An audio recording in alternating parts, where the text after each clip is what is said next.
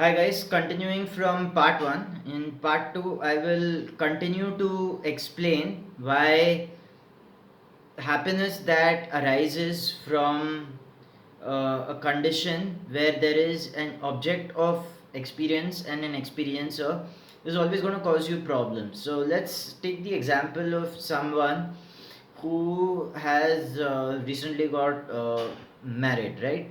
So he's really happy because he's married. He's having that experience of being married the first 2 or 3 years, and he's really happy. And let's say suddenly in the third year he loses his wife to an accident.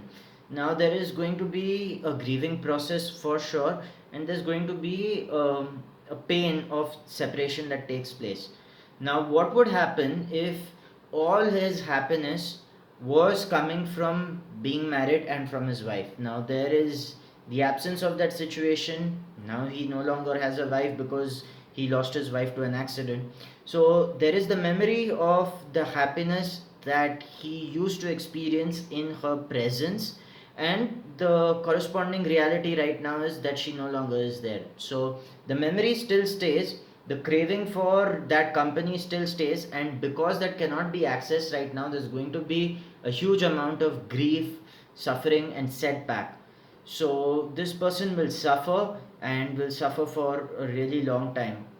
Eventually he may or may not come out of it, but suffering definitely will take place. And the absence of this knowledge that you are not your thoughts, you are not your feelings, you are not your actions, is going to cause a lot of harm. Let's take the example of achievements too. Let's say your goal in life was to achieve an x amount of salary by a certain age. So let's say by 35 you wanted to be a millionaire, and somehow you became a millionaire by 33 itself. You'll enjoy that stage initially, but a lot of people who have become self-made very young report that they felt a huge amount of depression after getting to that stage. Now this is not rocket science by any stretch of imagination, because you are not a thought, you are not a feeling, you are not an emotion, and you are not an action. When you have attached your self-worth to an objective that you have to achieve or accomplish, you've called yourself a human thought. The thought in this case being, I need to be a millionaire. So even when you get to that stage, when you become really, really rich, of course you're going to be happy in the sense that there are going to be far less problems you have to deal with, right? Life is far easier when you can pay your bills on time, when you have nothing monetary to stress about. But money will solve money problems, right? Any problem that is not related to money cannot be solved by money, right? So if you're in horrible physical condition because of not exercising, you have to exercise for that, right? You can pay a trainer, you can eat the best kind of food, but training still becomes important. So what I want to try and capture through this video is the idea of permanent happiness, or the absence of suffering that takes place in deep sleep. If it needs to be accessed in the waking state, we need to be aware that we are human beings. We are not a thought, we are not a feeling, we are not an emotion, and we are not an action. Now if there is a situation that demands us to act in a certain way, we will act in a certain way, but we will not label who we are with that situation, right? So if there is a truck coming your way while crossing the road, obviously you're going to get out of the way to preserve yourself, right? That's a natural response to danger. Now every danger in daily life is not akin to a truck coming to hit you, but it's some situation that's going to take place in the future for which if you don't prepare, you could be in trouble. But you do not automatically start labeling yourself saying that I am a problem or I am stressed, because you are experiencing a certain situation. If you have the know-how and the capability to solve it, your stress and your suffering is going to go. And if you do not, then there's nothing you can do about it anyways, right?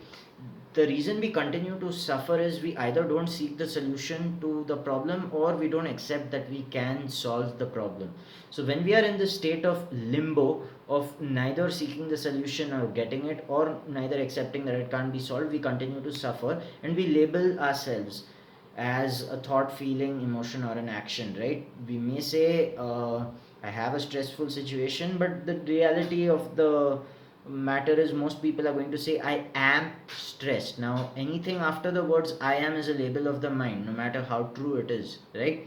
So on a psychological level, even when you say I am happy, you are setting yourself up for suffering and failure, because the Indic culture has realized that happiness and sadness are two sides of the same coin. So when you get used to that level of happiness that comes from an object of experience and an experience of, very soon you're going to face a lot of pain, because the happiness or pleasure that was generated came from a cause, and whatever has a beginning has an end.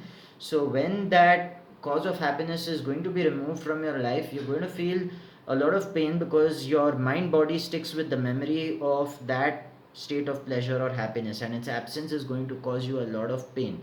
So keep in mind that if you want to have access to that permanent state of happiness in your waking state, uh, you need to be cognizant of the fact that you're a human being. You are not a thought, feeling, emotion, or an action. And I admit this is going to be an exercise that is extremely hard to execute, because we've been trained our whole lives into labeling ourselves through our thoughts, feelings, emotions, and actions. It's it's not easy to deprogram yourself, but if you have the courage to do so, you're going to get access to what is very close to a state of enlightenment. That is by simply recognizing that you are. So I hope this video is helpful, and that it was not just some airy fairy bullshit. I really hope that you understood the message of this video, and if you didn't, leave me a comment. I'll be more than happy to respond to you.